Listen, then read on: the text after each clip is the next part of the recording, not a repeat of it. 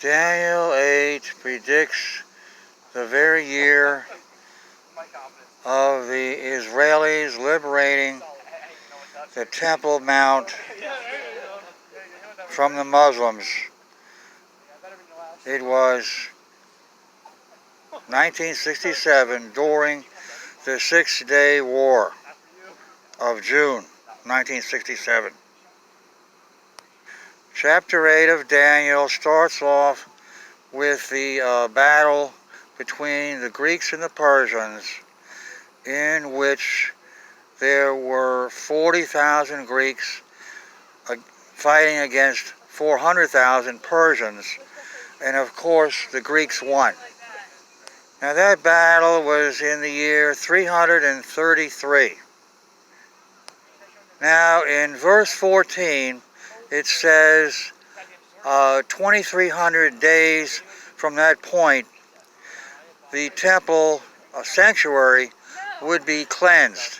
Now what we do is we take the days as substitute for years, so we count 2,300 years from the starting point, which is the battle between the Greeks and the Persians in the year 333. And we add 2,300 years to that and brings us to 1967. AD 1967. Now why is this important? It's really not important, but it does show just how powerful the gift of prophecy was for the prophet Daniel, who lived about 600 years before Christ.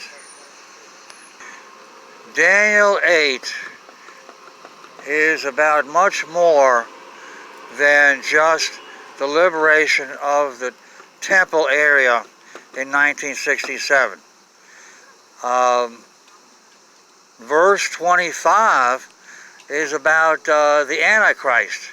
It describes what the Antichrist will do, namely use peace or make peace in order to destroy many. That's the King James Version translation.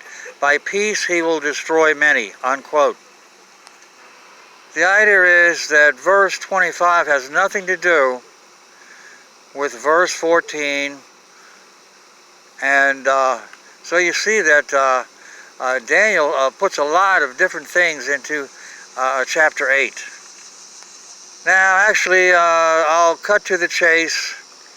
I won't beat around the bush. I'll be blunt. Daniel 8 is talking about Mikhail Gorbachev because he made peace in the late 1980s, and the motivation behind his making peace was to destroy many millions, many multiple millions in America.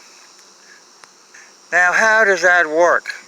Well, the idea is he told the big lie that's mentioned in 2 Thessalonians chapter 2. It says, Paul the Apostle says, the Antichrist will tell lying wonders or wonderful lies. Now the lie that Gorbachev told was that Russia was changing from a communist totalitarian state over to a democracy, and because it was such a wonderful thought, people were duped into believing it.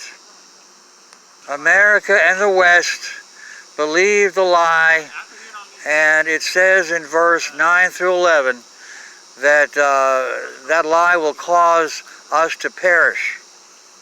Now how does our believing the lie that Russia was becoming a democracy, how does that lead to our perishing in America, millions of people perishing? Well, the idea is we believed the lie, and so we figured that Russia was no longer a threat, and so we reduced our arsenal. We went on a disarmament binge. And over the last 30 years, we have reduced our arsenal down to where we just have 10% of what we used to have in Gorbachev time when he came on the scene. And so Russia can now bomb America without being destroyed by our retaliatory strike. We don't have the arsenal that we used to have. And so Russia can bomb us with impunity.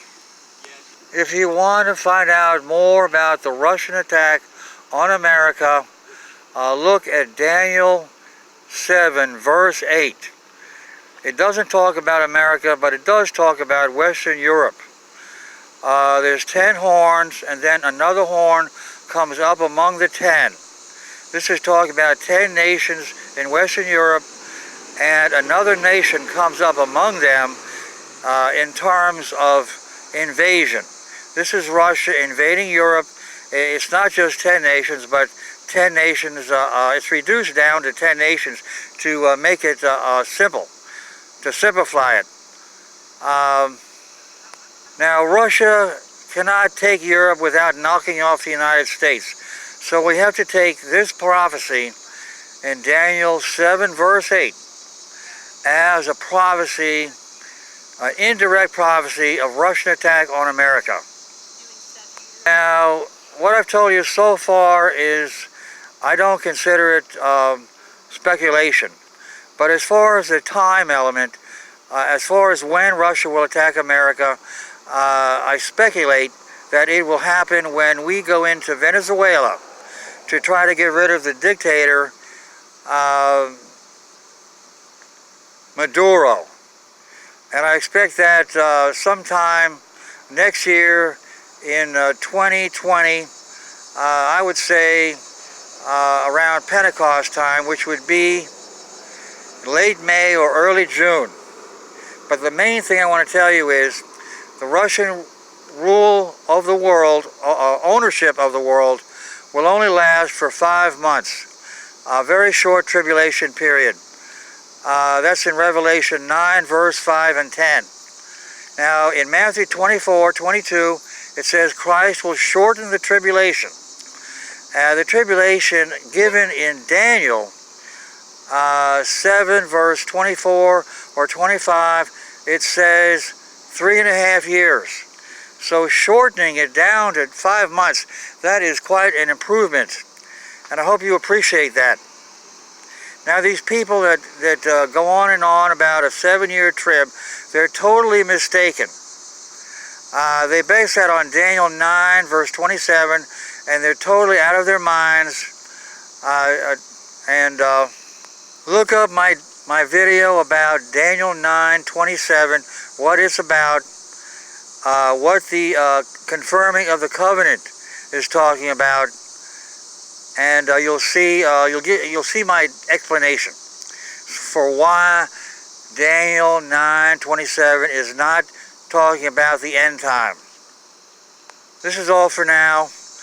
Please look for the written transcript or a summary of the transcript in the description box under the video, and please write a comment, pro or con.